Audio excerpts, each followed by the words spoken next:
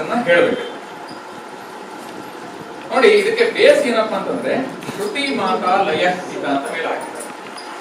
ಅಂದ್ರೆ ನಮಗೆ ನಡೆಸಿಕೊಂಡು ಹೋಗುವುದು ತಾಯಿ ತಂದೆಯರು.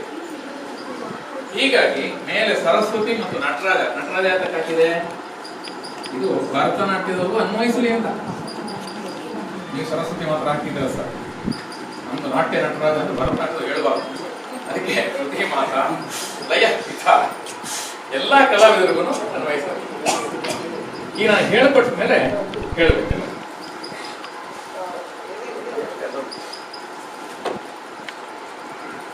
ರಾಜೇಶ್ ನಾಯ್ಕ್